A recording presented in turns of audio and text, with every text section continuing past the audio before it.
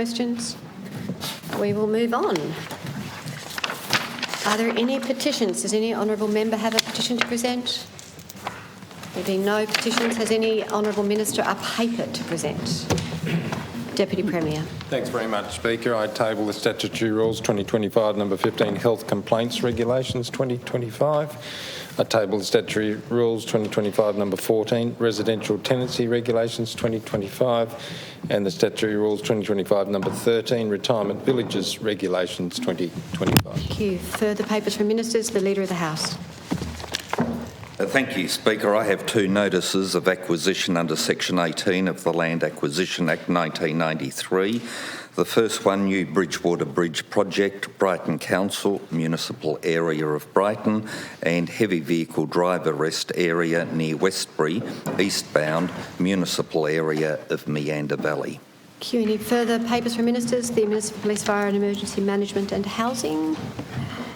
Thank you, Speaker. I table the independent review of Homes Tasmania and the government response to the independent review of Homes Tasmania. Thank you. Any other minister a paper to present? Does any other member have a paper to present? The member for Lyons, Ms Butler.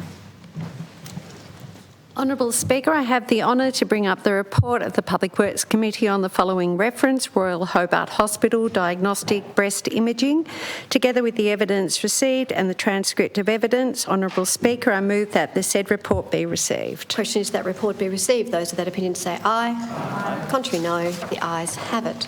Any other member a paper? Does the clerk have any papers? Yes, Speaker. I table the full bench of the Tasmanian Industrial Commission inquiry into parliamentary salaries and allowances, May 2025. Thank you. I'm in receipt of a message from the Legislative Council, which I shall ask the Clerk of the House to read. Honourable Speaker, the Legislative Council has this day agreed without amendment to a bill entitled A Bill for an Act to Amend the Land Use Planning and Approvals Act 1993. See Farrell, President, Legislative Council, 29 May 2025. Thank you. I'm not in receipt of any other messages. Does any honourable minister have a bill to introduce? I give the call to the Leader of the House.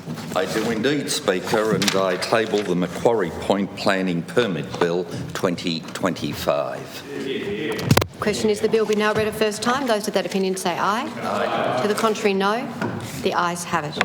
Bill for an Act to give effect to a permit for a stadium at Macquarie Point, Hobart, to make provision for further permits to be issued in respect of access roads to the stadium and related developments, to acquire such land for such an access road and for related purposes.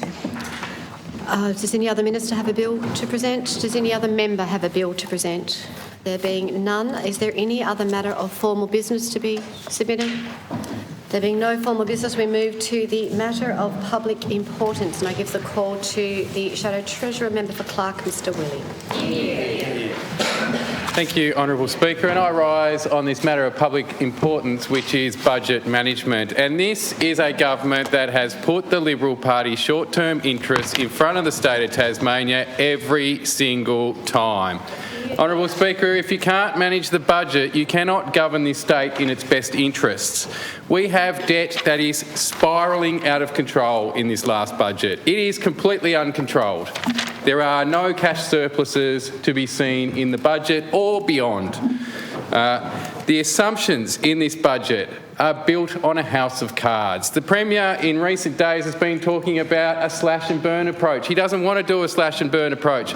If they actually implement this budget, that's exactly what will happen, Honourable Speaker.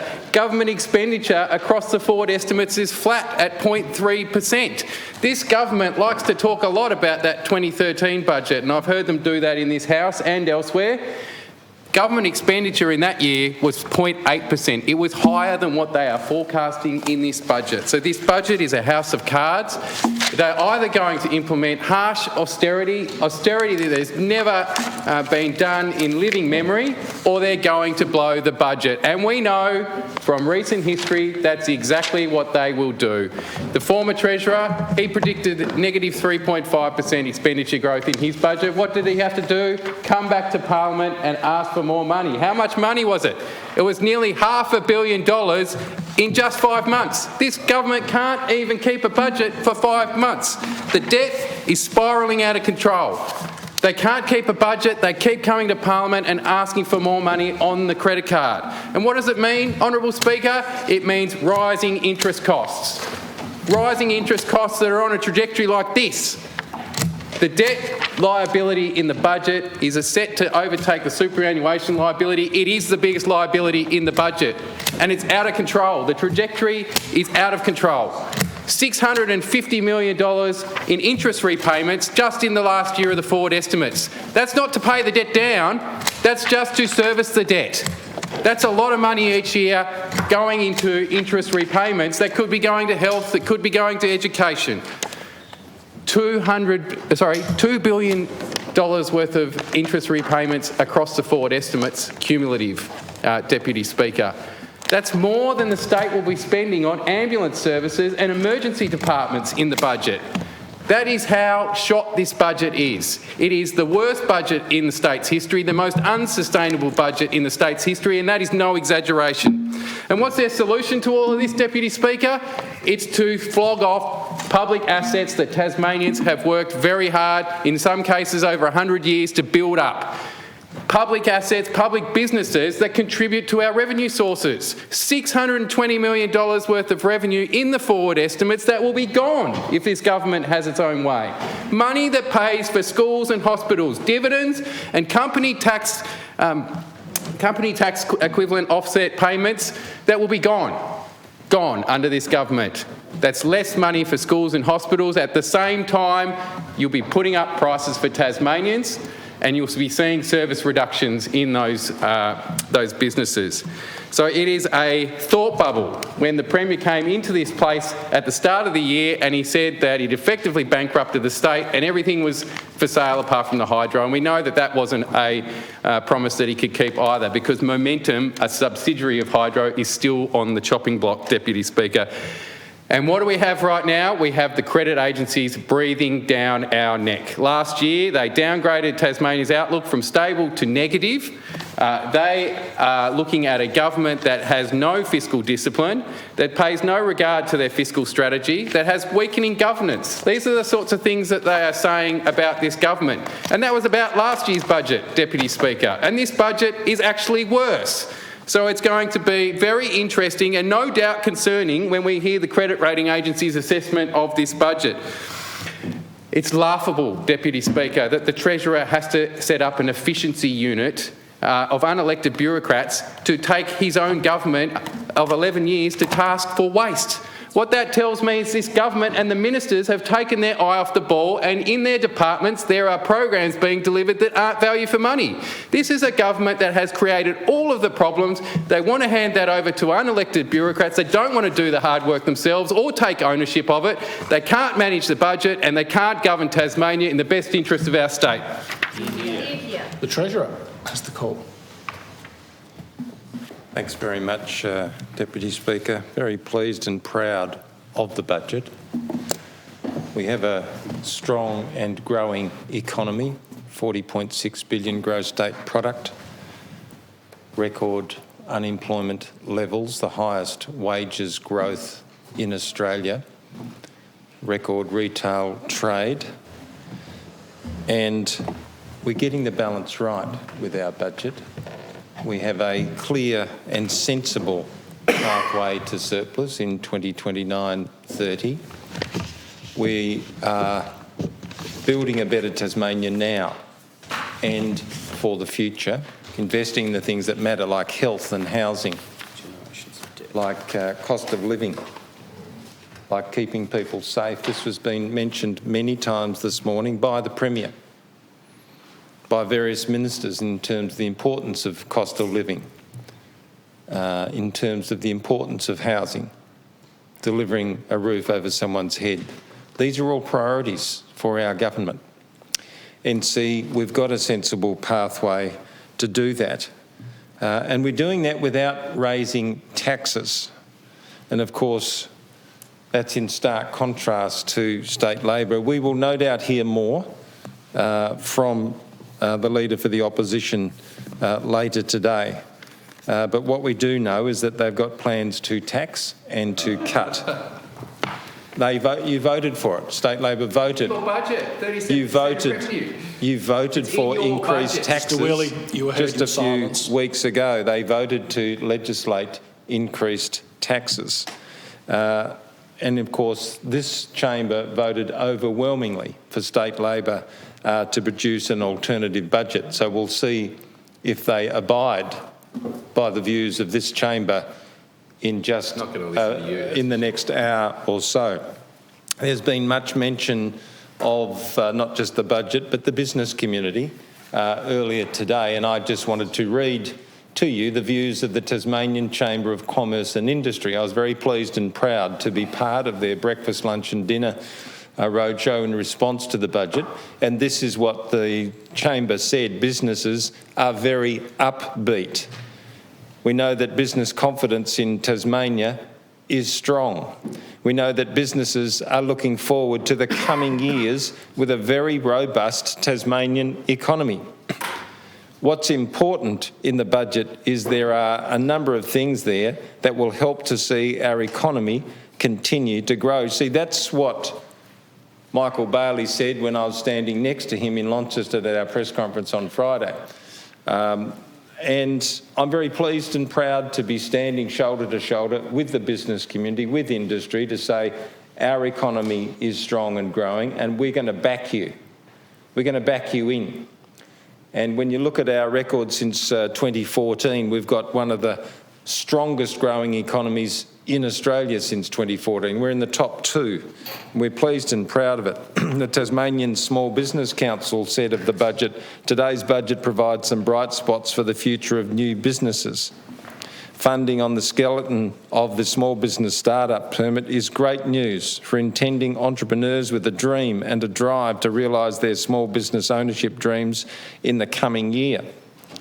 The Tourism Industry Council welcomed certainty of funding for the state's destination market of Tourism Tasmania over the next 4 years, enabling it to continue to promote the state on the national stage. And you've seen the Premier with the vouchers announcement again yesterday, with the Tasmanian Hospitality Association standing shoulder to shoulder promoting our visitor economy.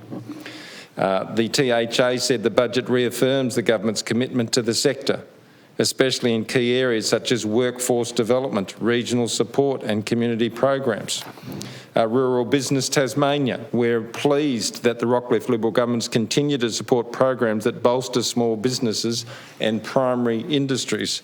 Tasmanian Irrigation has welcomed this week's state budget, which reconfirms funding commitments for the 3 major irrigation projects in Tasmania. See, the list goes on. It goes on and on. And so I'm very pleased and proud of the budget. I'm confident in Tasmania's future, and I believe we have got the balance right. And so that Labor can wax lyrical. There'll just be a few moments now till we hear Labor's alternative budget or alternative plans to tax and cut. Acting Leader for the Greens, Mr Bailey. Thank you, Honourable Deputy Speaker. Well, I thank the member for Clark for bringing on this matter of public importance and to talk about budget management in, I guess, what will be the first of numerous opportunities to talk about budget. And of course, our leader, Dr Woodruff, will deliver the Greens' alternative budget tomorrow morning. But while this MPI has framed budget management, of course, it is really mismanagement that characterises this budget, and it's an indictment on the government's priorities. At the end of the day, budgets are about choices. They're about political choices. They're about what you want to prioritise. They're about what you want to fund. They're about who you want to support.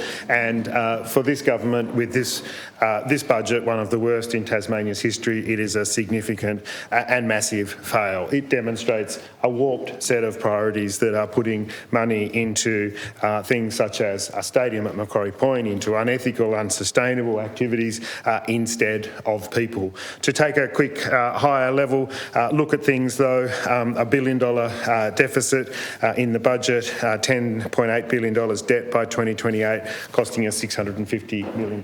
This is intergenerational disadvantage that we are passing on to our children. And to quote from Saul Eslake's quick analysis published on the day of the budget, he says the financial position of Tasmania's public sector continues to deteriorate according to the numbers presented in the 25-26 budget, state budget presented by Treasurer Guy Barnett today.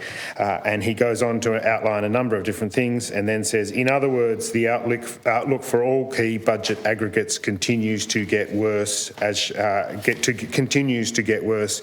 And he says there is a long way to go before there is a credible fiscal strategy.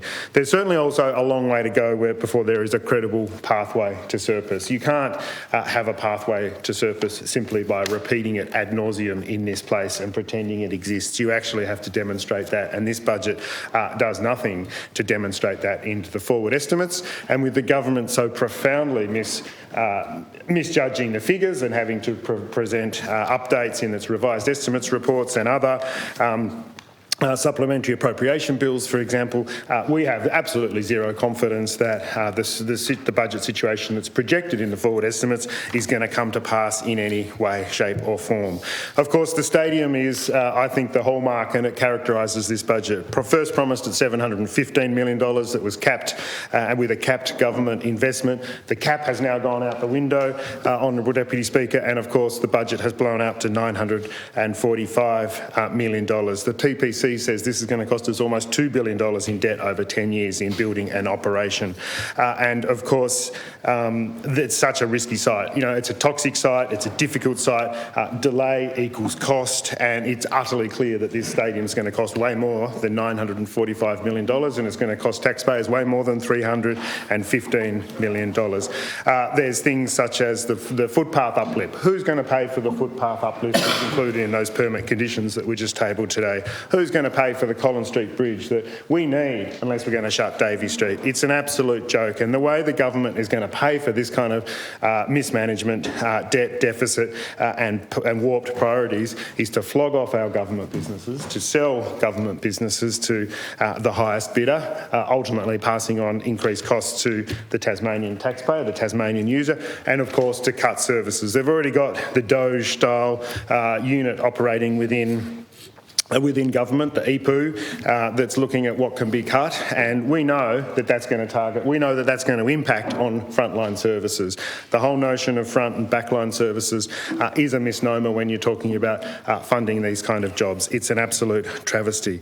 The budget also includes a whole range of other insults, really. There's $10 million for a forward drive track strategy on the Tarkina coast, despite the fact that your own statutory advisory bodies from an Aboriginal perspective tell you not to do it. There's $7 million for greyhounds, a greyhound track in the northwest, despite the fact that it's cruel, despite the fact that Sawless Lake says it's a loss-making industry going forward. And there are a range of other things. And then when it comes to choices, it's really clear that you're ignoring the voices of the community. Tascos says, disappointingly, the budget fell short on the Treasurer's promise to deliver on the things that matter to Tasmanians, like a safe and affordable place to call home and paying for energy and healthcare. We're concerned the government has lost sight of what matters most to Tasmanians. A new stadium won't help Tasmanians living on low income feed the family and get their foot into the housing market. Of course, there's also cuts across the board. Has expired. Ms Dow, Deputy Leader of the Opposition. Thanks, Deputy Speaker. Well, I can't believe that the Treasurer would come in here today and say that he's pleased and proud of this budget. I mean, Deputy Speaker, has he read the budget documents? This Treasurer should be ashamed and concerned about the state of Tasmania's finances and the state of our budget and what it means for future generations in this state, Deputy Speaker. But that just goes to show how delusional this government is. I think the Treasurer sees things from a parallel universe. My colleague Josh Willey is quite right when he says that this government has put the Liberal Party, above Tasmanians and the state of Tasmanians from day one. It's always been about spin and their political survival.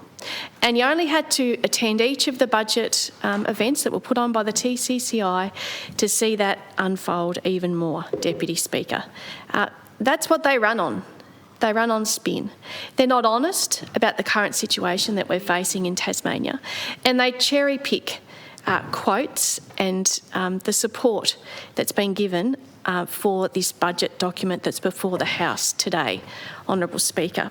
I wanted to remind the Treasurer just of something else that the TCCI said. And it's not that long ago that TCCI CEO Michael Bailey expressed that the TT line announcement and the subsequent delays of the Spirit of Tasmanian ferries were a dark day for Tasmania. He cited the economic costs to businesses and taxpayers, damage to the Tasmanian brand and a decline in business confidence. He also said that it would be very difficult to ever trust this government again. This government has given up.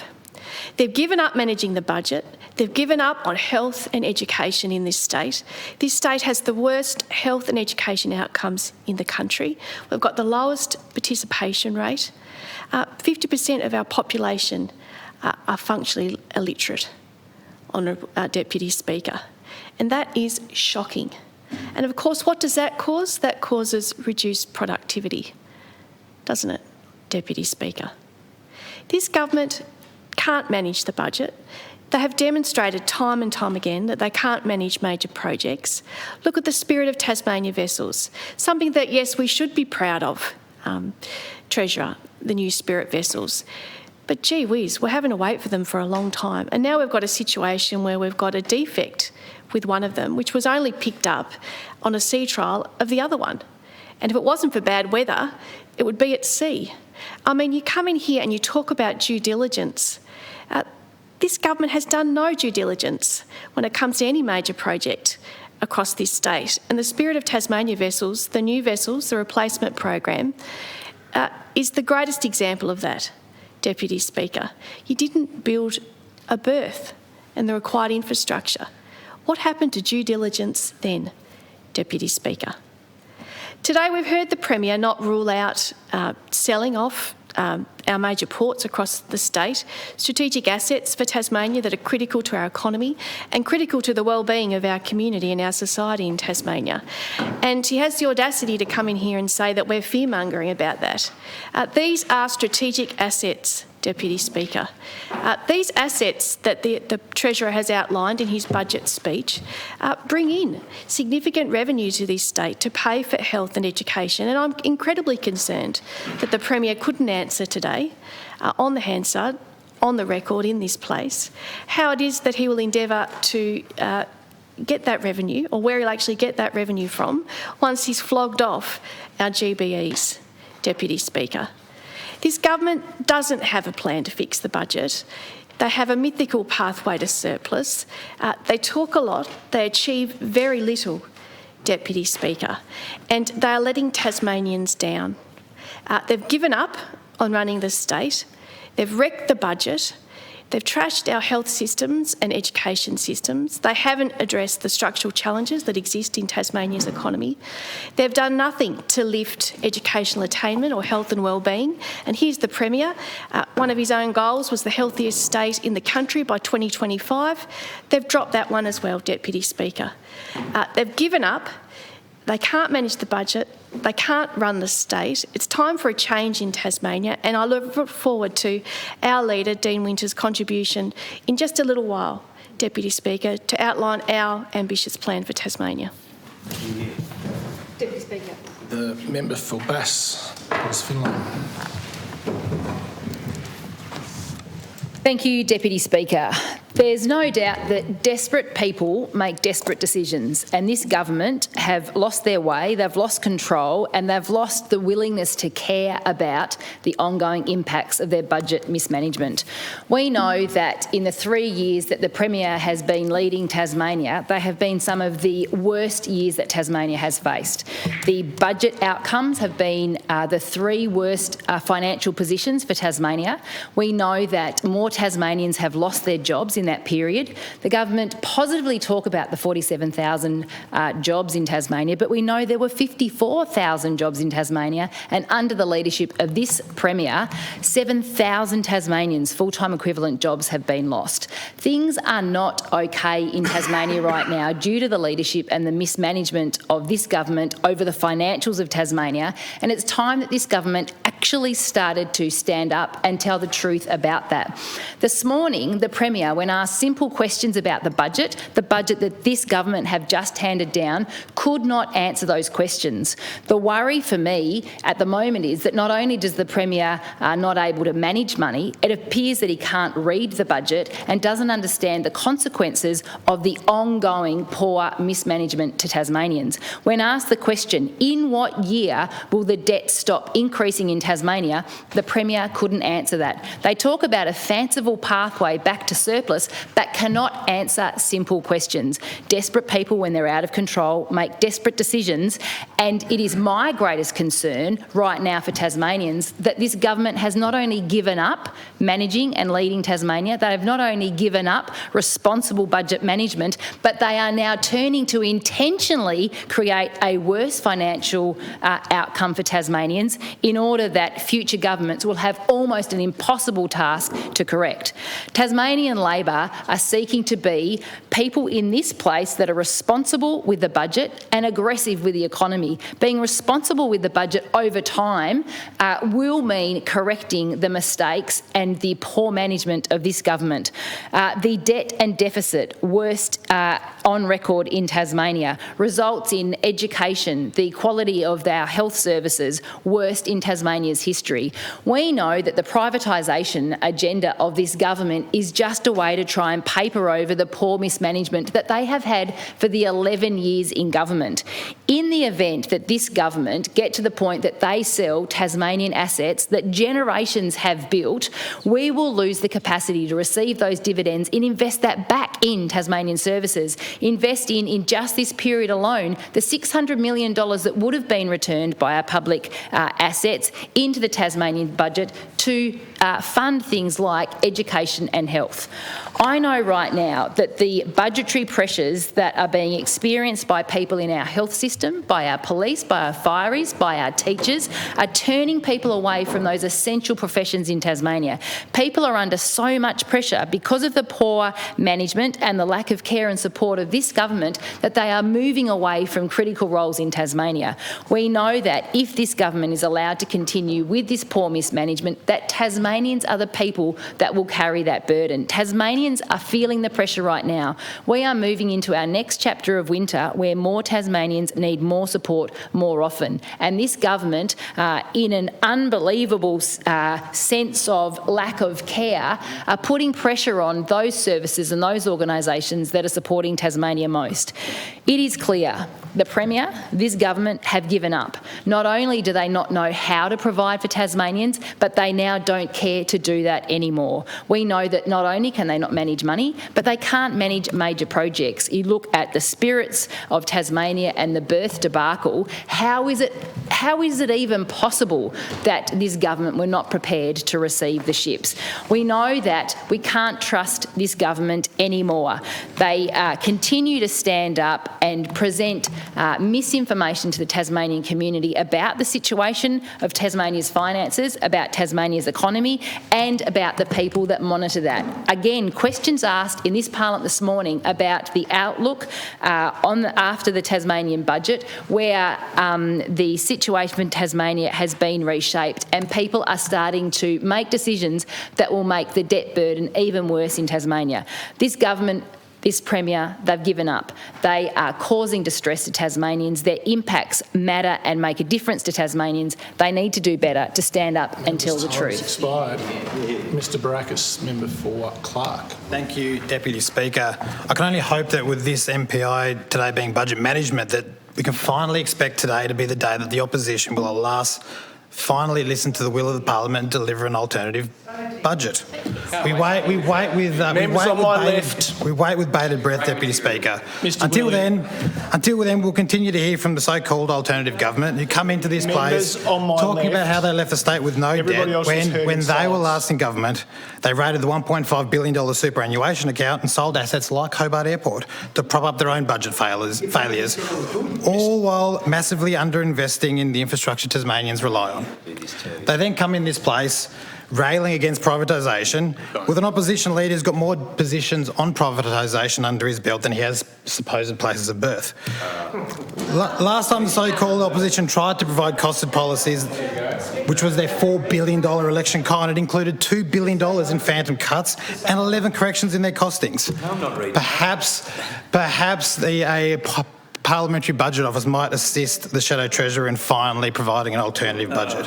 But we won't be lectured on this side, Deputy Speaker, on budget management by a party that left this state with a huge superannuation liability, still won't take responsibility and still won't respect the will of the Parliament and tell the people of Tasmania what they would do instead.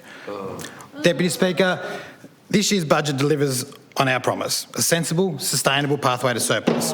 Not by slashing, burning and flogging off Tasmania's future like the last Labor Green government did, but with a clear strategy for members on that my protects left. I'm essential sure you want to services be and here jobs. for your opposition leader's speech. Tasmania's economy is a strong and resilient one, now valued over $40.6 billion, reflecting sustained growth under the Liberal government stewardship.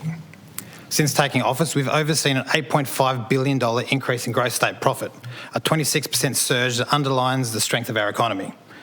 Tasmania currently enjoys the highest wage growth in the nation and record low unemployment, creating greater security and opportunity for working families. That means more Tasmanians in jobs earning more than ever before. Business confidence is at an all-time high, driving local investment and innovation, particularly in small business and regional sectors like tourism, hospitality and infrastructure. Despite the legacy of COVID, Deputy Speaker, and significant investment to address historical injustices, the state budget remains on a clear, responsible path to surplus by 29/30. Our fiscal strategy avoids harsh cuts on new taxes. Instead, we're achieving savings through productivity and efficiency reforms, including the establishment of the Efficiency and Productivity Unit. We are strategically managing debt, Deputy Speaker, using it to fund intergenerational infrastructure while planning for it to peak and then reduce by 2032-33. These measures reflect a government that is balancing investment with accountability, ensuring Tasmania remains the best place to live, work and raise a family. Families in Tasmania are seeing real support, with record $550 million in cost of living measures, including the $60 renewable energy dividend for every household, electricity concessions valued at over $1,400 annually for eligible households, and support for water, sewerage and council rates for pensioners. We're listening to our community. Over 300 submissions shaped this budget, ensuring that local voices, including those from my electorate of Clark, influence where funds were directed. This means an investment in affordable housing and homelessness services, including continued support at the Bethlehem House site. It includes continuing funding for transport infrastructure improvements around Greater Hobart, making it easier to commute, connect and grow local businesses. Honourable Speaker, our economy is strong. Tasmania now boasts record business confidence and the lowest unemployment rate in history. That means more opportunities for more Tasmanians right here. We've done it without raising taxes, and we won't. Instead, we are working to increase efficiencies. We're introducing the small business startup permit, cutting red tape and enabling local entrepreneurs to launch with ease. Our new Efficiency and Productivity Unit will ensure every tax dollar is delivered with the best possible outcomes for you. We're backing the industries that power our economy, with over $2.5 million just to support small business growth. Our education and health systems are receiving record investment. Nearly $10 million a day is being invested into health statewide, and over $2 billion into education in this year alone. We're not just planning now, we're building for the future. More importantly, this budget reflects compassion and accountability, with over $1 billion invested to implement the recommendations of the Commission of Inquiry and compensate victims of past institutional abuse. In conclusion, this budget proves you can manage the books and support people at the same time. It's a budget for all Member's Tasmanians. time has expired. I give the call to the member for Clark. Thank you. Honourable Speaker, I stand here reflecting the disappointment of the public in this government for the way priorities' three bottom lines appear in the budget. It is clear the government is not listening to the needs of Tasmanians nor acting in the community's best interests. We certainly heard this morning in question time how disappointed the community sector are without certainty and have a diminishing funding arrangement thanks to the Minister for Community Services. He is not there in Cabinet to lobby for the community sector, and it's shameful. Nor is the government listening to economist after economist who point to reining in overspending. The government's blind spot when it comes to the stadium is really cutting into their vision. This is what Saul Lestlake said, that the budget does not provide a clear and sensible pathway to surplus, as the Treasurer keeps saying, because there are no surpluses shown anywhere in the forward estimates set out in today's in the budget papers. The government net operating deficits total of $3.5 billion over the 4 years to 27-28 has gone up by $1.5 billion more than foreshadowed in the revised estimates report published in February, and $1.8 billion more than forecast in last year's budget, with a further net operating deficit of $236 million projected for 28-29. So the debt goes on, and the servicing costs of that debt will be phenomenal and a bad outcome for Tasmanians. And this is a pattern of irresponsible behaviour by the Liberal government. Policy analyst Martin Goddard has done the numbers on how much is ripped from infrastructure by the government every year over 10 years, bar one. The 24-25 budget outcome is 25% underspent. Millions of dollars are ripped out from program delivery such as the Montello Primary School upgrades. So $8.8 million was budgeted in 24-25 and likely only $1.8 million spent this financial year. It's not being delivered as budgeted. Funding ripped from the Urban Congestion Fund. Almost 50% will now be going to fund the Northern Access Road, a piece of critical infrastructure to supposedly deliver the Mac Point Stadium. This is an appalling mismanagement of the state's funds, with no clear pathway to rein in spending and being honest with the Tasmanian people. This government's priorities are warped. They are not consistent with good economic practice, and it is time that the government woke up to their responsibilities to the Tasmanian community. There being no further contributions, the time for the MPI has expired. The question to the matter be noted. That of those opinions say aye. Aye. To the contrary, no. The ayes have it. Orders of the day. Honourable Speaker, order of the day number 14. Order of the day number 14, Appropriation Bill number 1, 2025, resumption of the adjourned second reading debate. I give the call to the Leader of the Opposition. Here. Thank you, Honourable Speaker. Tasmania needs change because the Liberal Party can no longer be trusted to manage Tasmania's finances. This is a budget that will send Tasmania broke, and if you can't manage the budget, you cannot govern this state.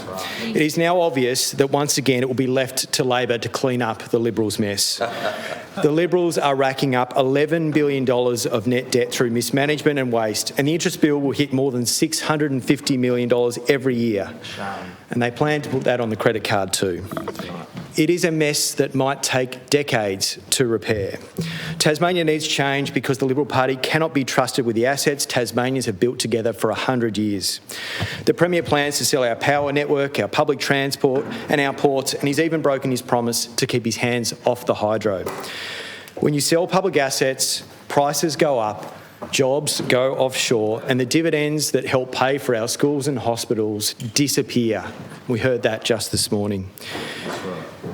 This is the worst budget in Tasmanian history, and it should be an embarrassment to every member of this minority Liberal government that it was handed down by them. Yet on Thursday last week, they applauded it. Tasmanians have read the headlines over the last week. The age of austerity. Bad apple aisle, debt doubled, assets offloaded, 11 digits of debt. Some will have read the analysis from Saul Lestlake, who said there is now a significant risk to Tasmania's credit rating. This budget is an abrogation of duty by the Premier and the Treasurer to do what is in the best interests of our state. It is a budget that serves the hopeless minority Liberal government for the next 12 months, not for Tasmania's future. It's a budget that mortgages Tasmania's future, a budget that builds 10 record cash deficits in a row. A budget that builds so much debt that if implemented across the estimates, Tasmania could well end up needing a bailout. It is reckless, reprehensible, and soon, thanks to Labor, budgets like this will actually be unlawful without the approval of 2/3 of Parliament. It is a budget that breaches nearly every one of its own fiscal rules. In the not unlikely event of international rating agencies downgrading Tasmania's rating, it will breach yet another. The size of the debt will be so large that the annual interest repayments are equivalent of paying our entire ambulance and emergency departments, more than $600 million every year wasted just paying interest. We need a government whose top priority is creating and protecting safe, secure and well-paid jobs. We need a government that will get development and big projects moving. We need a government that has a plan to fix the budget, and we need a government that will deliver the economic growth in every corner of this state. But Speaker, a better future is possible. Speaker, a better future is possible than the one promised by this budget. But only if we change the government first, because the Liberals have given up and only Labor can clean up this mess. The budget proves beyond any doubt that Tasmania needs change, because it proves that Jeremy Rockliff's Liberal Party cannot be trusted with the state's finances. It means they cannot be trusted to lead our state. In 2014, Tasmania had no net debt. As the Premier would say, not one red cent. In fact, there was $208 million of net cash investments in the bank on the 30th of June 2014. And to be fair, the start of the Hodgman government was pretty disciplined. We all accepted when Peter Gutwin's government was heavily focused on the COVID response and the Parliament gave him everything he needed to keep Tasmanians safe. When Jeremy Rockliff became Premier, there was still barely $1 billion of net debt. 3 years later, we're on a pathway towards $11 billion of net debt. This Premier has posted the 3 worst fiscal deficits in Tasmania's history 3 years in a row. His budget plans are to make it 4 from 4. Then, Honourable Speaker, it will be 5 from 5, then 6 from 6. If this Premier survives until 2028, 6 budgets as Premier will have produced the 6 worst fiscal deficits in our state's history. And our state will be broke. The Premier simply cannot manage money. Anytime there's a political problem, he gets out Tasmania's credit card. A mine on King Island got in trouble, so he bought a share and then bailed them out again. His candidate for Nelson was in trouble, so he tried to buy off the Bowls Club. Then he let down our tourism and hospitality sectors so badly with the Spirits that he offered $10 million worth of vouchers so that Tasmanians could pay for other Tasmanians to go out for lunch or dinner. All on Tasmanians' credit card. These amounts of money might seem relatively small in the scheme of things, but when you're doing it time and time again, it all adds up. He's taken Tasmania's finances from the strongest in the nation to the weakest and caused our credit rating outlook to be downgraded by the ratings agencies. The Premier, his party and the independents who enable him are entirely responsible for this mess. Rather than taking tough decisions, they've taken from future generations. They put their political future ahead of Tasmania's future. They've given up trying to manage the budget and given away their right to govern Tasmania. It will be left to Labor to clean up this mess. And, Honourable Speaker, Tasmania needs change. This is a change because of the Liberals' financial mismanagement and it's hurting Tasmanians. And it will continue to hurt us for years to come. Most budgets are quickly forgotten, but this budget will go down in history as Tasmania's worst. With the amount the government is spending on interest, we could more than double the size, staffing and resourcing of both our ambulance service and emergency departments. Imagine what we could do for health outcomes. We could completely abolish payroll tax with this amount of interest we're paying. Imagine what we could do for business competitiveness and jobs. We could build thousands of homes each year for Tasmanians in need, or we could increase the state's infrastructure budget by 50%. Imagine how many new jobs that would create, how many young people would be given opportunities, and how significantly that would improve lives right across communities across the state. Or we could give every household more than $2,200 a year off their power bill and water bill for the next 4 years. Imagine how much that would help with the cost of living. But thanks to the Premier's disastrous and selfish budget management, that money will be wasted on interest. Not paying down debt, just on interest. And you know what the worst thing is? They're planning to borrow that money too. It's like a household that's overextended on their mortgage, taking out a credit card to help with the repayments. It is completely unsustainable, and I am furious with the Premier and the Treasurer. They have the nerve to come in here and pretend that there's nothing wrong. That's right. Honourable Speaker, if not for a one-off payment in 2017, the biggest cash surplus this century was $400 million under Labor in 2004.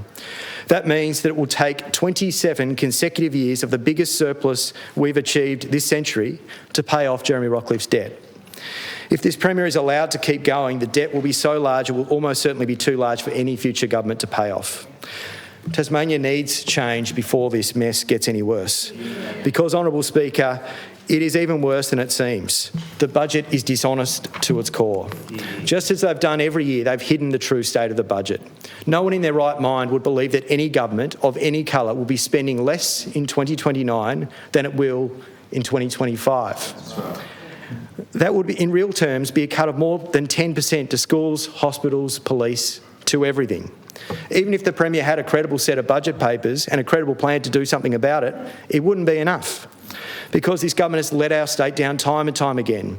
Tasmania needs change because nothing is getting done under this minority Liberal government. The Spirits are now more than $500 million over budget and 6 years behind schedule. Projects they promised in 2018, like the Tamar Bridge, don't even have a design. Housing approvals are at record lows. There are no cranes in the sky. It's hurting our economy and costing jobs. Most of all, Tasmania needs change because this minority Liberal government has the wrong plan for our future. Where will Tasmania be in 10 years if we continue like this? There'll be even more debt and they'll still be pretending there's a pathway to surplus. Our best assets will be long gone, privatised forever. We'll have even worse health services, fewer jobs, a stagnant population, flatlining economic growth. Our state simply cannot afford this Liberal government. The Spirit of Tasmania fiasco has shown this minority Liberal government for what it is, absolutely hopeless. They bailed out a Finnish shipbuilder in secret during the election campaign with $80 million of Tasmanian taxpayer money and weren't going to tell anyone about it. They forgot to build a berth for those same ships. The cost of that berth has blown out to $400 million. They misled the tourism industry and didn't tell them for months that the ship's arrival would be delayed until 2026. They tried to lease the ships out as a floating refugee camp before it turned out the Scottish Government actually was never interested. When that failed, they spent millions upon millions of dollars continuing to hide them in Scotland. Honourable Speaker, they're still there, costing us millions, and now we're told they're defective. The TCCI said it would be very difficult to trust this government ever again, and they're not the only ones. Honourable Speaker, just look at the list of broken promises. Here's the big ones. Healthiest state in the nation by 2025. Education results at the national average by 2022. Keep Tasmania net debt free. No deals for minority government. Here's some of the projects. Cradle Mountain Cableway, Cable Car Kunyanyi, light rail by 2025, a new Tamar Bridge, full redevelopment of the LGH, underground bus mall, duplicating the Charles Street Bridge, Sun Cable, Northern Prison, Northwest Tracks. Here's the policies. A single statewide planning scheme. Short stay levy. Members will come. Short stay levy. The House will deliver the same amount of respect that was given to the Treasurer in his contribution. Thank you. Short stay levy. No comment. Fire tax. Keeping new TAS at Sandy Bay. Not a red cent more. 40,000 hectares of new forestry. Treaty to ban conversion practices. Forced amalgamations of council. A ban on ramping. There are too many to mention. And despite all these broken promises, and not to mention the massive delays with others, they've still managed to completely blow the budget. In the 2022 budget, the Liberals said this year would produce an operating surplus of $126 million. The following year, the Premier's first budget, that was revised down to a $32 million surplus. The next year, that was revised down to a $148 million deficit. The deficit was then doubled by the mid-year budget update, then nearly doubled again in their election costings and went further into the red with $792 million in the 2024-25 budget. And over the course of this year, it's blown out by another $500 million to a deficit of nearly $1.3 billion. It is reckless. It's incompetent, it's irresponsible, and it is not remotely what Tasmanians were promised. It's exactly why Tasmania needs change. Honourable Speaker, if last year's budget was an admission the Liberals have lost control of finances, this year's budget lays bare the terrible consequences of their budget disaster. Since Jeremy Rockliff broke his promise and struck deals for minority government, 7,000 full-time jobs have been lost. The reason the unemployment rate looks better is that people have given up looking for work altogether, with Tasmania having by far the worst employment participation rate in the nation. Tasmania's participation rate today is where the national rate was in 1983. Young people are leaving this state in record numbers, with net interstate migration losses recorded for 9 consecutive quarters. On average, every 4 days, another plane load of young Tasmanians sets off and leaves this state. Industries that have been the foundation of Tasmania's economy for generations at both ends of the state are in serious trouble. Tasmania has crashed from the top of the CommSec ratings to down near the bottom. Deloitte has projected a recession. This budget predicts a negative state final demand figure for 26-27. And Roy Morgan has found that Tasmanian business confidence is clearly the lowest in the country. And is it any wonder when this minority government is completely trashing Tasmania's finances? Should we be surprised when they have shown time and time again that they can't get anything done, when they don't deliver on their promises? And who isn't worried when the only plan to get the budget back on track is to sack 2,500 public servants, slash $180 million from community services and privatise the assets we have built together for 100 years? Cutting jobs cuts confidence, and selling assets leads to higher prices. Bigger deficits mean business taxes will have to be higher. And this budget is bad for the economy and bad for business. Tasmania needs change. Honourable Speaker, the Liberals have given up on trying to manage this budget responsibly. Labor will take action on day one to get things back under control. The Liberals have no plan to grow the economy. Labor has already announced more than a dozen policies to create safe, secure, well-paid jobs. The Liberals want to privatise the assets Tasmanians have built together for 100 years, assets that keep costs down for households and provide funding for schools and hospitals. Honourable Speaker, Tasmanian Labor will fight them every step of the way. It is clear from the budget that the Liberals are hell-bent on selling the majority of our energy assets. They are planning to privatise TasNetworks, Aurora and Momentum Energy, a subsidiary of Hydro. That means privatising every power pole, every metre of electricity wire, every substation and the jobs of every maintenance crew. Imagine what that will do to the cost of energy. It means flogging off our energy retailer and adding massive private profits to every power bill. It means selling Momentum, which makes money from mainlanders to offset our power bills. Power prices will soar under the Premier's plan, just as they have in other states who've gone down this path. The Premier is already planning to sell MAIB and Metro. That's bad news whether you rely on a bus or a car. It will mean higher bus fares, fewer routes, higher car registrations and more expensive insurance. Tasmanians will pay more every single kilometre they travel on Tasmanian roads. It's like one big giant road toll. We are an island state and the ports are essential for nearly every aspect of our economy. It will mean that every boat, every shipping container, every item on them will cost more in both directions. It will mean higher prices for Tasmanian households and greater costs for our exporters. It will be an economic disaster for our state. And it won't stop there. Honourable Speaker, Sustainable Timbers, Tasmania and Tas Irrigation are apparently up for sale as well. These are companies that support thousands of jobs and businesses right across regional Tasmania. Our forestry sector will be decimated and STT's fire management and emergency response capacity will be lost. It's basically the Greens policy. And the fights over water we see in other states will be imported into our agriculture sector as well. Regional Tasmanians will pay for the Premier's plan with their jobs. Shame. And Speaker, that's before we get to what it means for our funding for our schools and hospitals. This budget contains $620 million of revenue from the businesses that the Premier is privatising. That's money that will no longer be available to pay for teachers, nurses and construction projects because the Premier will have sent it offshore. It's social and economic vandalism of the highest order. It's a massive black hole in their budget and it's why Tasmania needs change.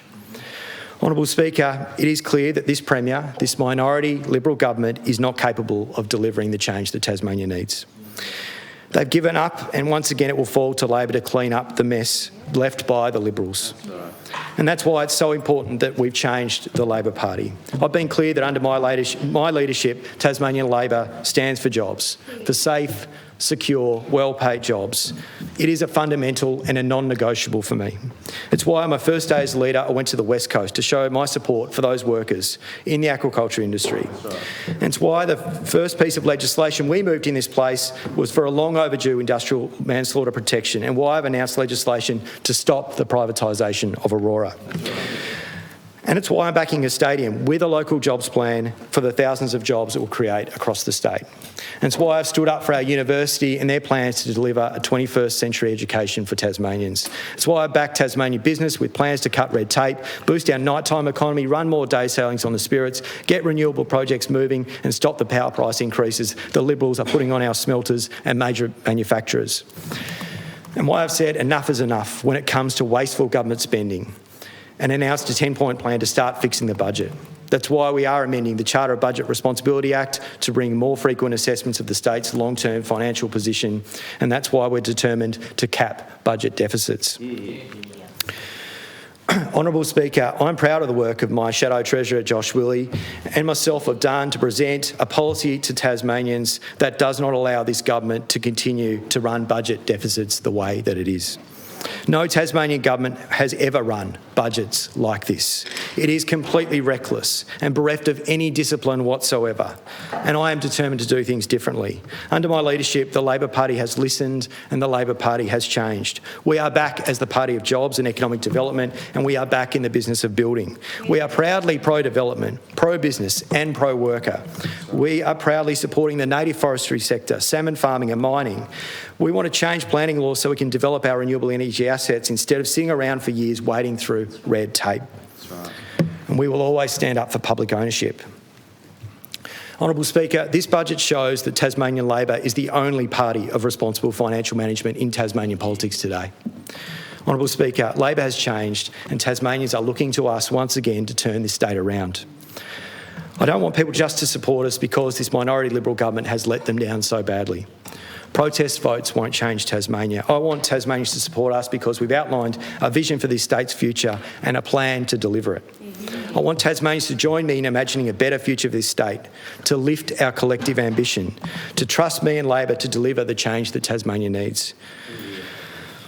Honourable Speaker, conventions, conferences and trade shows contribute $200 million to Tasmania's economy each year, but less than 20% of business events take place in the north of the state.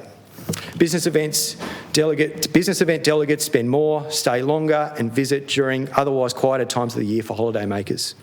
They're high-value visitors. We need more of them visiting all regions in the state. And just as Jim Bacon's enduring legacy to Launceston is AFL football and the development of York Park, I'm determined to make Launceston the premier regional destination for Australia hosting conferences and conventions.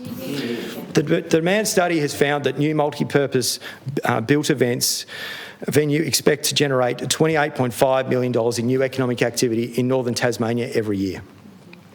What's most exciting is that private developers have already expressed interest in the opportunity with existing proposals, including Errol Stewart's vision. I am listening, and when I meet with the Launceston Chamber and its members, this is something they are deeply committed to and excited about. But it's clear the opportunity is going nowhere under the minority Liberal government. That's right. In government, Labor will roll up our sleeves and collaborate with the Launceston City Council, the local tourism sector, developers to identify the best and most affordable proposal for the city within 6 months of taking office. We will also commit $20 million from savings we find in the budget to fast-track the project and leverage private investment. Honourable Speaker, last year I announced Labor's plan to appoint a Coordinator General with real powers, with real teeth, to unshackle the massive investment backlog for our state. We need a Coordinator General who isn't just a salesman spruiking the state, but can get things done. With real powers to coordinate environmental assessments, apply zoning changes and direct government businesses to support investors, not be blockers. Today I announce Labor in government will also fix the broken and confusing bureaucracy investors are confronted when trying to do business in Tasmania. Honourable Speaker, I struggle to find a single renewable energy developer with anything good to say about RecFit. While the Office of Coordinator General is seen as completely disconnected from the businesses and industries it was intended to serve. I've looked closely at what different states do, and I'm inspired by the work of South Australian Premier Peter Malinauskas, who has transformed his state's reputation as a can-do place for investment and a state where things actually happen.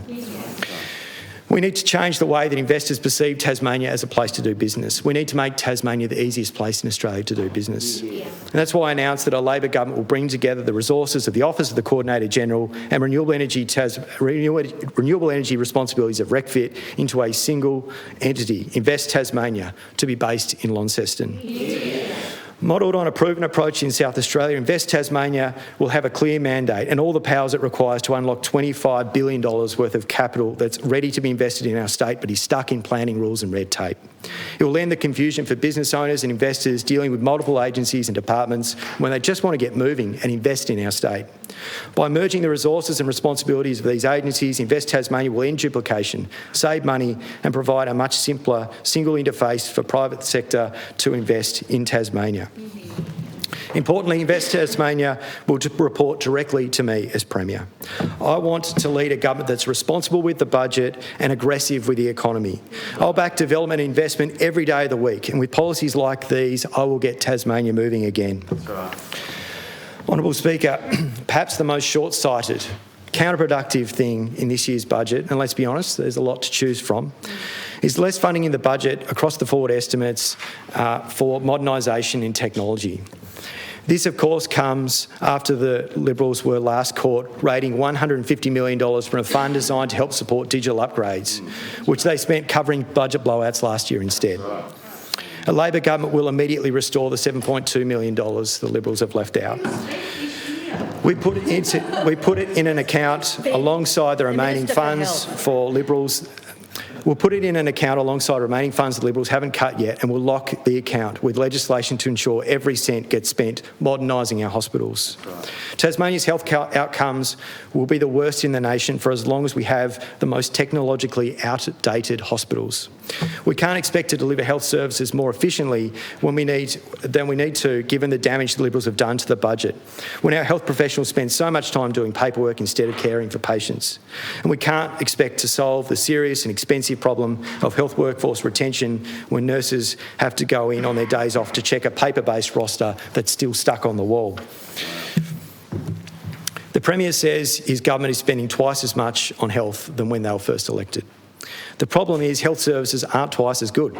In fact, on almost every measure, they're worse. One part of the solution is to modernise our hospitals and free up time for our dedicated healthcare workers, and that's exactly what Labor will do. Honourable Speaker, I've already spoken about how Tasmania has the lowest workforce participation rate in the country, and that fact is even more serious in regional areas where we're even further behind. One reason for that is our regions have some of the poorest access to childcare in the nation. And I'm pleased that the federal Labor government has stepped up in a big way with a policy to guarantee funding for cheaper access and resourcing for new centres, and critically, higher wages for educators. In my job, I get to meet a lot of people working in a lot of different roles, and I think early educators have to be right up there with the people I admire most. For our family, access to childcare has been essential. We don't have access to grandparents for our kids, and childcare is a big part of growing up and learning for our kids. It prepared them for school and made them more resilient, and they were more ready to learn when they got there. But like so many others, we've been unable to get access to childcare when we've needed it. Meeting with people all over the state, this is an issue that constantly comes up, which is why I'm so pleased that the state government has begrudgingly adopted some of Labor's policy from the last election to open up government land and buildings for new centres and extra outside hours care. But too many Tasmanians have to refuse a new job or extra hours because there's no care available where they live. Not just a wait list for places, but sometimes there's no service at all. I was in Strahan recently, where there's a strong tourism industry and a secure future for our aquaculture, but nowhere for parents to send their kids for childcare. It's a clear market failure, and that's why I'm announcing today that a Labor government would allocate $500,000 over 2 years to work with the West Coast Council to operate a new small service for the West Coast, and we'll do so in such a time where the private sector, we will do so until such time as a private provider will be willing to step up and take over. And if the model is successful, we'll look to roll it out in other regional areas where there's simply no support available for parents. Labor will back our regions by ensuring Tasmanians have the same ability to balance work and family no matter where they live. Honourable Speaker, the policies I've announced today do not require significant amounts of new spending. I believe a government with new ideas that's willing to think creatively about our problems can be aggressive with the economy while also being responsible with a budget. Not every problem is best fixed or fixed at all by opening the public chequebook. But thanks to the mess that Premier Rockcliffe has made of the state's finances, being responsible with a budget requires more than simply not making things worse. Being responsible means outlining an alternative to the Liberals' budget crisis. On day one of a Labor government, we will deliver a 10-point plan to repair to Treasury for implementation. But I know that's not enough, because since we announced that plan, the Premier's budget crisis has become even worse, even more serious. And that's why, in addition, we will instruct government agencies to immediately abolish programs and positions that are not delivering good value to Tasmanians. The Associate Secretary roles created by the Premier will be axed, as will 25 senior executive positions in the public service that will save approximately $8 million per year. Any business grant programs without a competitive process behind them will be cancelled. No more funding freezes for grocers or AirPods for hat makers. We will cut the number of government media advisors in half, saving $5 million over the budget and forward estimates. We will defer indefinitely the fifth lane on the Southern Outlet and work with the federal government to reallocate their commitment to higher priority road projects, saving $160 million. We will defer indefinitely the tourism voucher scheme is a waste of $10 million. I know the Premier has let the hospitality industry down, but COVID-era stimulus programs are not the answer to a budget crisis. Honourable Speaker, why does Larry Kesselman's private development at Wilkinson's Point, which involved public land being granted without a discernible process, receive its own $24 million capital allocation when other private developments receive no such support? We will put a hard cap on departmental spending on consultants, government advertising and travel, saving up to $60 million per year based on blowouts from last year. Recently, a consultant was given more than $200,000 to write Tasmania's trade strategy. Honourable Speaker, there's an entire section of state growth dedicated to trade. It's called Trade Tasmania. What on earth are they doing if they're not writing our trade strategy? To rein in the ballooning workers' compensation bill and protect workers will modernise the complaint system and reform return to work by centralising targeted support to avoid duplication across agencies, and will abolish the Waste and Resource Recovery Board, saving $1 million per year, and change the law to end the requirement that landfill levy proceeds grant funds for composting and other low priority projects. This will save up to $100 million over the budget and forward estimates. We'll make the delivery of infrastructure projects on time and on budget as a key KPI for every departmental secretary. And Labor will establish an internal jobs market for the public service to allow jobs to be filled permanently by existing state servants without advertising a full selection process. We'll save money in recruitment, but more significantly, we'll allow roles to be realigned to government priorities without adding to the overall size of the state service or involuntarily displacing existing workers. Tasmania's public servants are highly skilled, they're professional, and they are deeply committed to Tasmania. And that does not mean that duties allocated to them by the government are always the best use of their expertise. Labor's internal jobs market will save money and create a more effective state service. Honourable Speaker, the measures will save the budget more than $500 million. But while significant, they are only the start when it comes to addressing the budget problems created by this Premier. I cannot undo 3 years of damage in one speech. Billion-dollar deficits and $11 billion worth of debt require a long-term plan for budget responsibility. And that's why we're amending the Charter of Budget Responsibility Act to ensure Treasury undertakes a long-term assessment of the state finances every term of government. And that's why we've introduced amendments to the Financial Management Act and even the Constitution Act to expose budget blowouts, cap budget deficits and return responsible budget management as a core responsibility of government. Responsible financial management will be a non-negotiable in a government that I lead. And between now and the next election, we will be announcing a significant number of additional policies to deliver the change Tasmania needs. Policies to create safe, secure, well-paid jobs, to get Tasmania building again, to modernise our schools, hospitals and public services, to boost regional economies. And we will be responsible with the government and aggressive with the economy. Day by day, month by month, year by year, we will grow Tasmania out of the mess that the Premier and this minority Liberal government have made. Honourable Speaker, Tasmania has a choice between a minority Liberal government that's given up or a Labor Party with a plan for change.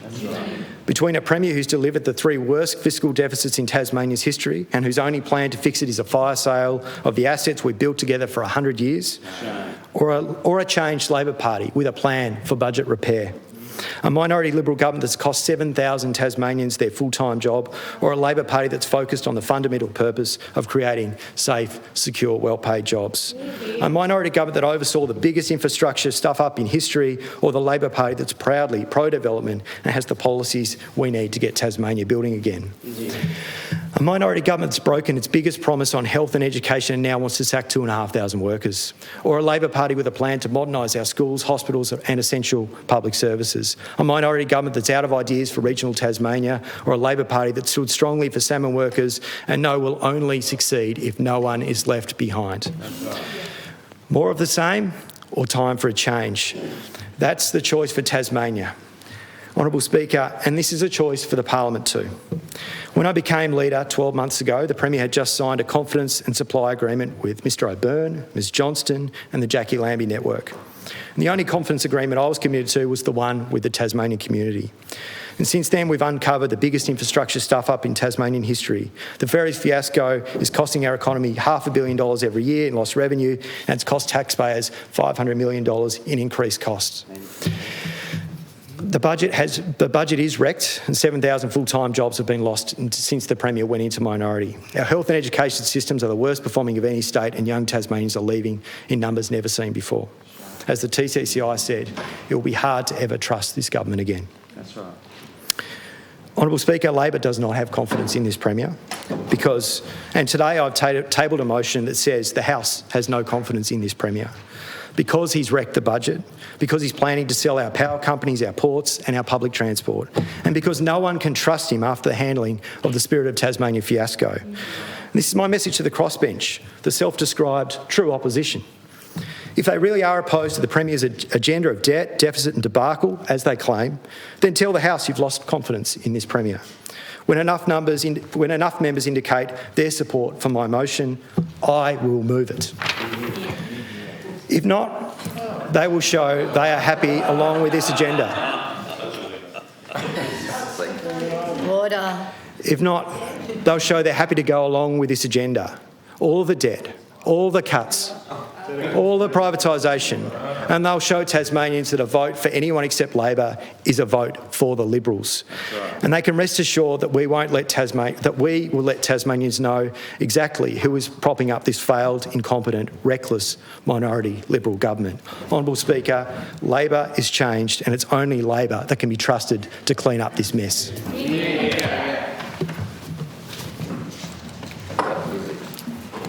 Call the Premier. Well, I thank Honourable Speaker. Well, that was a negative outlook for Tasmania. I mean, if you're a Tasmanian listening to that speech, of course, full of inconsistencies, hypocritical, laced with hypocrisy, but most importantly for Tasmania and Tasmanians, talking this wonderful state down. That's right. A state that everyone has worked so hard over the course of the last 11 years to take it from economic laggard to leading the nation. Lowest unemployment on record, 3.8%, growing economy, Honourable Speaker, and we have worked hard to keep people safe, alive, in work and well through the pandemic, and we will continue to support Tasmanians and invest accordingly. Still, after 11 years, no alternative budget, however. And what actually hurts me to the core, the fact that you could criticise an investment to keep regional jobs, and I'm talking of King Island. I cannot believe that how shameful it is that you talk down King Island. Not only did you want to boycott their cheese when we're all working so hard to keep the King Island dairy alive, but of course when we are going to invest to keep a mine going, which had been closed for over 2 decades, and King Island is desperate over the course of those decades to get that mine up and going for the local jobs and the local economy.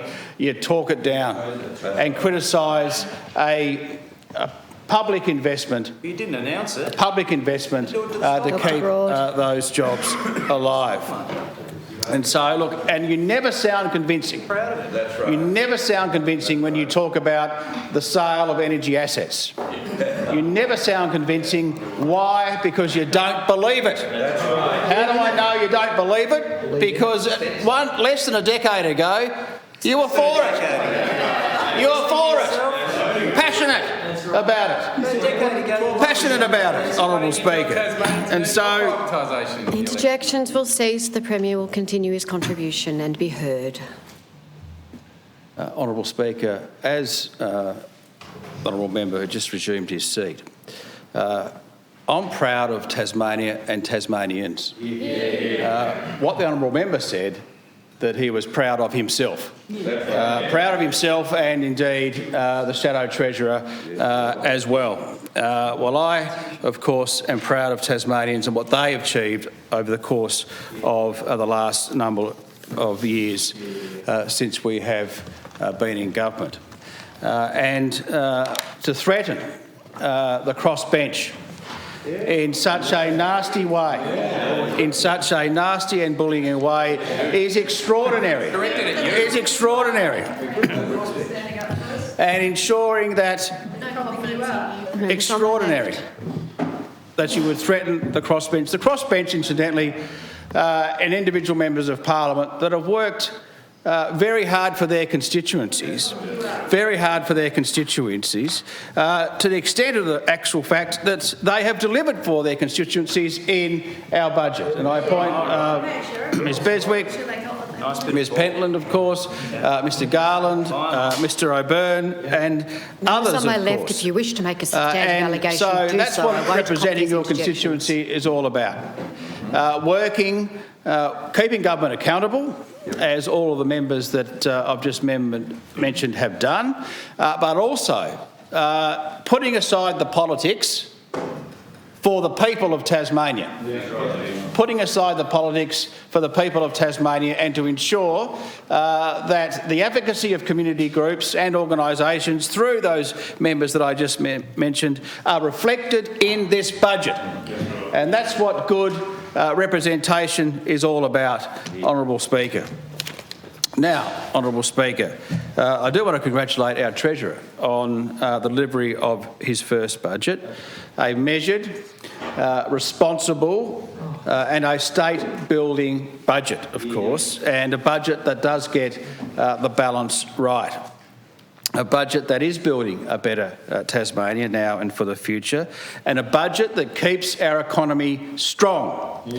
People in work, engaged, getting up in the morning, going to work, contributing to Tasmania and providing food on the table for themselves and their families. And that's what I'm most proud of, those tens of thousands of jobs that we have created over the course of the last 10 years. Honourable Speaker, our Liberal government is continuing to deliver our 2030 strong plan for Tasmania's future, as we should, because it is working and we have the economy to prove it.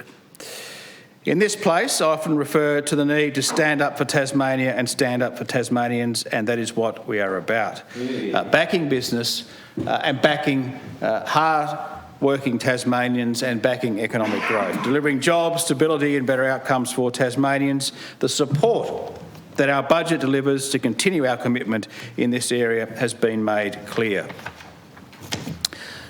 Honourable Speaker, the 25-26 budget is delivered against the backdrop of a strong economy, and it does ensure that Tasmania's economy will continue to grow, keeping businesses going and keeping Tasmanians employed, in stark contrast to the absolute negativity we often see by those opposite the Labor Party in this place. Our budget has been well received by the Tasmanian community.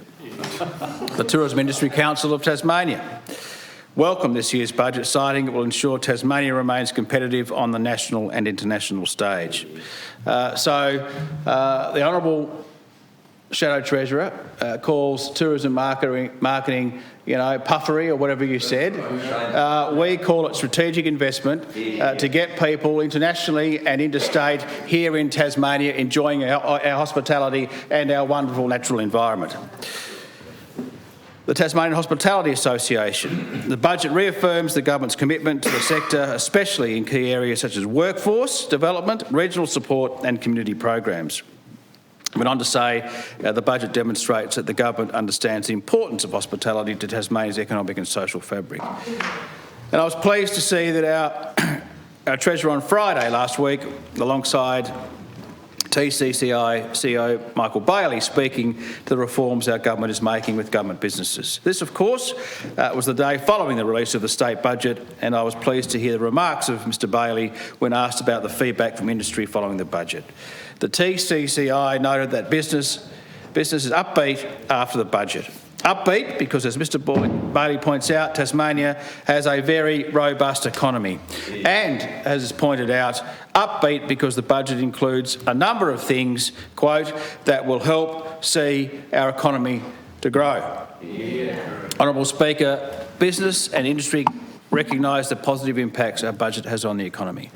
It backs business, it backs economic growth and it builds a better Tasmania now and into the future. Honourable Speaker, our government remains committed to doubling down on helping small businesses and cutting red tape. We have approximately 45,000 small businesses in Tasmania and they are the economic powerhouse of our state. They provide enormous benefits to Tasmania in terms of the goods they deliver, the services they provide, the people they employ and other generosity that they give directly to the Tasmanian community, and we value each and every one of these 45,000 small businesses. We've committed to a number of red tape reduction initiatives to help make the lives of our small businesses easier. Our new red tape industry task force, comprised of peak bodies and other organisations, will help drive strategic solutions to cut red tape. We've engaged with organisations including the TCCI, MBA, HI, TICT and the Property Council, and they met with our red tape coordinator earlier this month, and we look forward to the outcomes. We've established our red tape reduction eHub. We're progressing with our small business start-up permit to make Tasmania the start-up capital of Australia. This bold and sensible initiative will make Tasmania the envy of all other states. And we're reviewing all state and local licences, permits and approvals, removing what may be outdated, duplicative, unreasonable and unnecessary. With a view of removing that which we don't need or improving what we can make it easier for people who have to engage with our government. The audit will identify outdated, redundant or excessive licences and approvals that no longer serve their purpose. We want to ensure that regulations which we need to comply with protection our community, but we also want to ensure our rules are proportionate, relevant and contemporary, and of course ensure that the economy can grow. The centrepiece of the Leader of the Opposition's budget reply was digital health transformation. And I found this quite extraordinary because I remember announcing our digital health transformation 3 years ago, a $476 million investment over 10 years. The Leader of the Opposition today announced what we've been doing for 3 years, in actual fact. So you couldn't even find a new initiative. Now, $50 million you took out? It will deliver better patient outcomes. That's what we're doing now. Through system-wide digitally enabled technologies, meaning more Tasmanians can access healthcare sooner, no matter where they live. The 25-26 budget is investing $112.8 million into digital health transformation, with a committed total investment, as I say, of $476 million over a decade. Delivered so far, the Patient Alerts Management Solution, known as PAMS, our nation-leading e-referral system, is available for 262 acute and community-based clinics. Free public Wi-Fi is now available. Discharge summary optimisation. Okay? The best possible medication history enhancement has been delivered across the 4 major hospitals, reducing the average wait time by 35 minutes for patients receiving medications. The Going Home plan, the Did Not Attend campaign, of course. Electronic medical record, known as EMR, and an electronic meal management system as well. And so this is happening. Yeah. And of course, as our Health Minister highlighted during your contribution, because she, no doubt, Ms Petrillo, was gobsmacked by your complete falsehoods around the budget of a claim of a cut, and there is no cut. That is completely wrong. And once again, you are caught red-handed with not doing your homework. Now, the economy. Honourable Speaker, we have an economy that is over $40 billion. It has grown enormously over the course of the last 10 years because people have had the confidence to invest in this state. To invest it, put skin in the game, employ people. Confidence that they didn't have prior to the election of a Liberal government in 2014. We have a workforce that has experienced nation-leading wage growth for an extended period. We have an all-time record for our unemployment rate at 4.2% or below for 3 years. For 3 years. In 2013, the unemployment rate had an 8 in front of it, to my memory. And in the most recent data, of course, the current lowest unemployment rate in Tasmania's history at 3.8%. Our government, of course, along with the hard work, the dedication and creativity of Tasmanian workers and businesses, has helped create this economy, and we thank them. It continues to be strong, and we have many businesses and industries to thank for that, and we have so much to celebrate. And for anyone listening, in contrast to those listening to the Leader of Opposition, we can be positive and proud of the state of Tasmania. Honourable Speaker, our budget is set against this background. A Tasmania that has a strong economy, which is necessary for significant investment in essential services that respond to the needs and concerns of our community, services that educate our next generation of Tasmanians and keep our community safe, and services that continue to deliver jobs and build Tasmania to what it needs to be now and into the future. And our budget focuses on the areas of priority needed to achieve this goal. $14.5 billion investment into health, a 12% increase from last year and record investment. $10 million a day, $9.9 billion in education, children and youth, an increase of 5% to the last year's investment and a previous record at that. Committed $3.8 billion to public order and safety because we listen to our community and what it needs. And in order to build Tasmania now into the future, we're committed to $3.5 billion in infrastructure investment. But also reaching in and supporting Tasmanians, vulnerable Tasmanians, with over $500 million investment when it comes to cost of living relief and support for Tasmanians. And we see clearly that this measured and responsible budget backs business, creates jobs, supports families and builds stronger communities. Honourable Speaker, this government's record in terms of health investment speaks for itself. Our healthcare system is for each and every Tasmanian and Tasmanian person right across this wonderful state. That's why we are providing an additional $942 million in this budget to meet increased demand for health and mental health services. As I've said, $10 million a day investment, whether it's for expanded services or new modes of care implemented to improve outcomes for Tasmanians. The uplift in this budget will provide a broad range of hospital and ambulance services, along with the community sector organisations, additional support to meet demand requirements.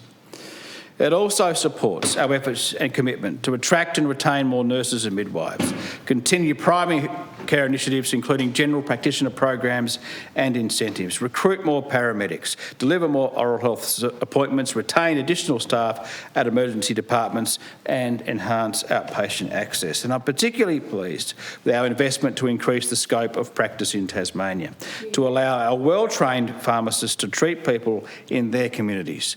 This will make a difference to our GPs and our emergency departments. It will reduce presentations across the state in our EDs. And, Honourable Speaker, our government is also investing more than ever in mental health and responds also to increasing statewide demand. And a particular area of importance to me, support for the Royal Hobart Mental Health Short Stay Unit, funding for the alcohol and other drugs related to reform agenda and the new mental health hub in Devonport, and of course the mental health precinct in the northwest Tasmania, of which I know our Minister is so proud of and will diligently build that infrastructure to support Tasmanians.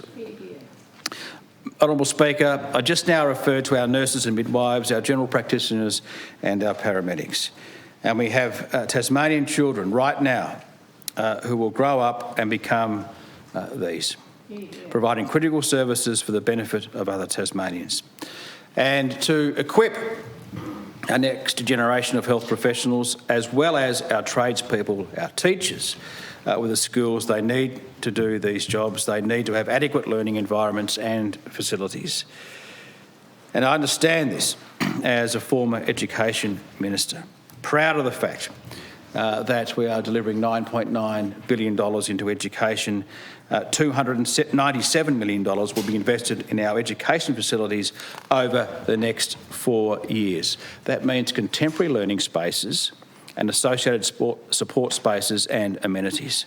The redevelopment of outdoor play areas, new gymnasiums and traffic and car parking improvements in all schools across the state, whether that be Dodgers Ferry, Rosetta, Exeter or Burnie.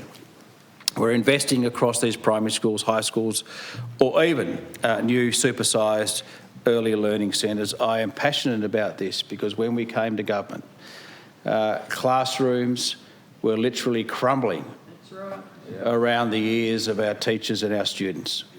And I was appalled at what I saw from right across this state. Tasman District School, an example of that. Appalled.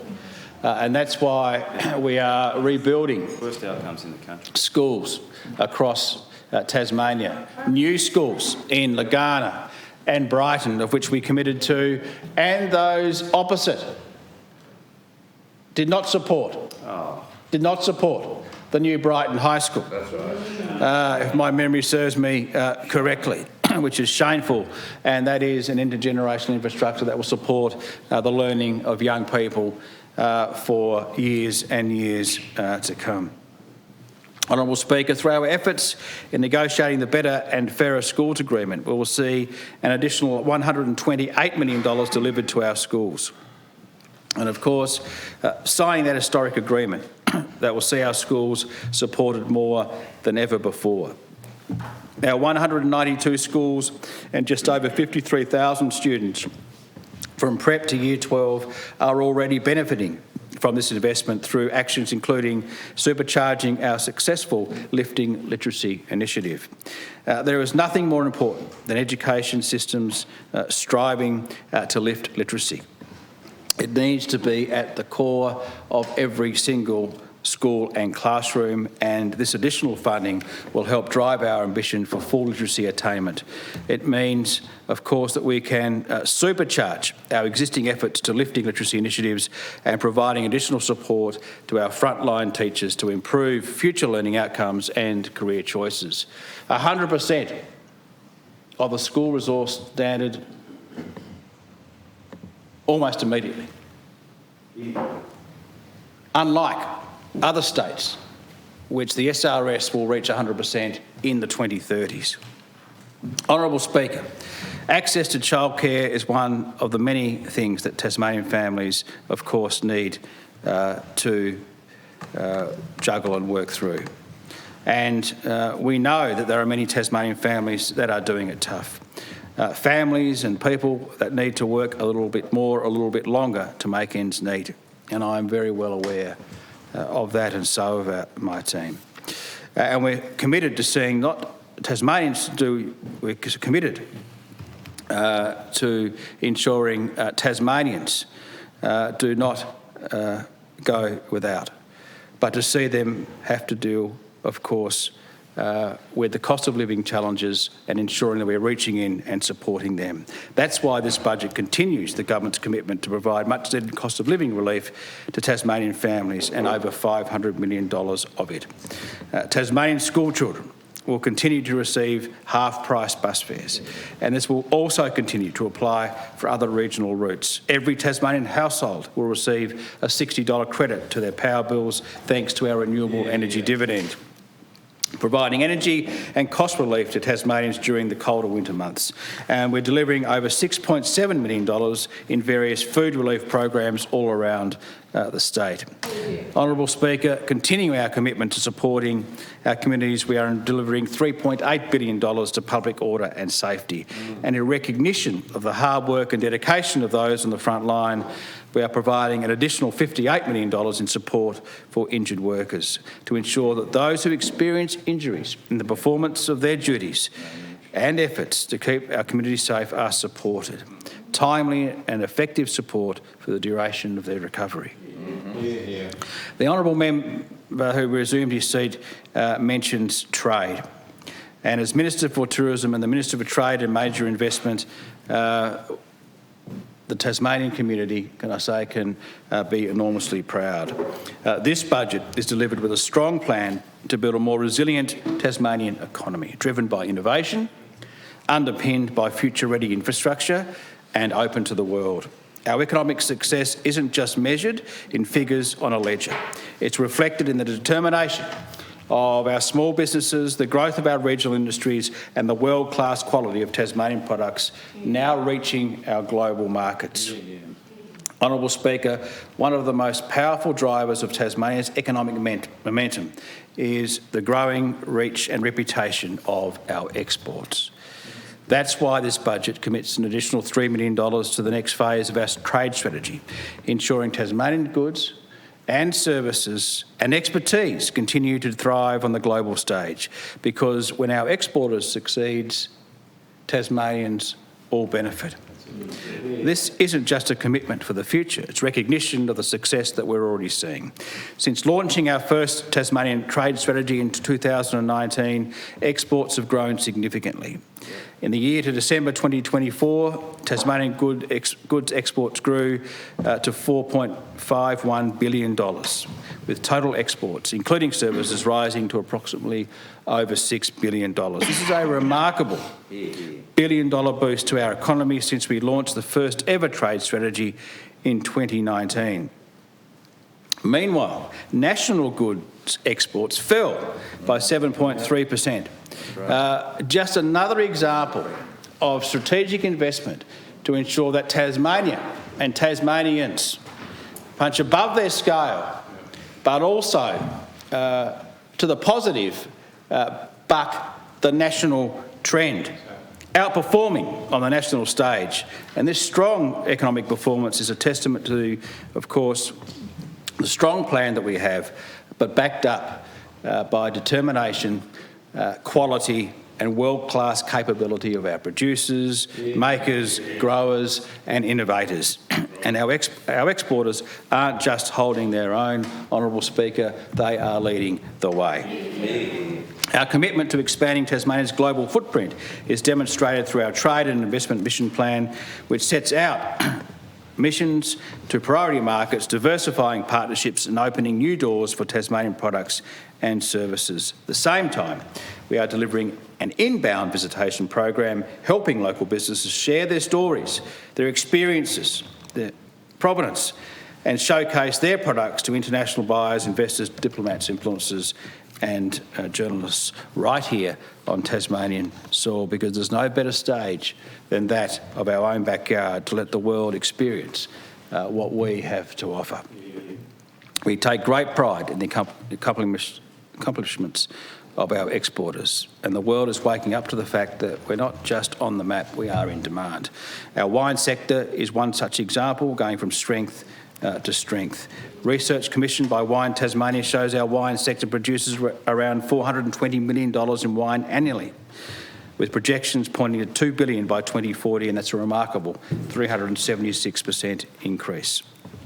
Over the past decade, our agricultural sector has grown to contribute over $1.5 billion annually to the local economy. Our farmers and producers are not only feeding global markets, they're strengthening regional communities, supporting thousands of local jobs and providing clean, sustainable production that can drive economic growth. From cherries and berries to beef and dairy, our products consistently command top prices thanks to our reputation for quality, our biosecurity and our environmental integrity. And with Tasmania now producing more than half of Australia's total cherry exports, it is the nation's largest producer of raspberries and blackberries, and that is something that we can all be very, very proud of. Honourable Speaker, our defence industry is also advancing. Over the past 5 years, Tasmanian advanced manufacturing companies have secured more than $500 million in defence contracts. The sector has tripled in size, with over 60 local businesses now actively engaged in the $2 trillion global defence industry. Our exporters are more than just business success stories. They are ambassadors of Tasmanian excellence and the heartbeat of economic momentum. That's why we are investing and supporting and celebrating our exporters as they take Tasmania's reputation for quality and resilience in the world. Our geographic and scientific strengths also present unique opportunities. Infrastructure is critical in enabling trade, and the recent $130 million upgrade to Hobart Airport's northern runway will support direct flights to the ASEAN region, cutting export transit times by up to 10 hours. It's expected to generate $122 million in tourism spending and create up to 1,200 jobs. Attracting and delivering major investment projects for Tasmania is also key to underpinning our economic future. These projects support local jobs, drive innovation and build long-term resilience across our regions. From wind and hydrogen developments to luxury ecotourism and infrastructure upgrades, Tasmania is fast becoming a destination of choice for global investors. These projects don't just inject capital into our economy, they build capability, boost regional development and position Tasmania as the forefront of clean, focused, future-focused industries. And I'm very proud of that. Honourable Speaker, there is no greater supporter of a tourism industry than this Liberal government. Tasmania's visitor economy is one of our state's true success stories. Recent data... Council will resume with the ringing of the bells at 2:30.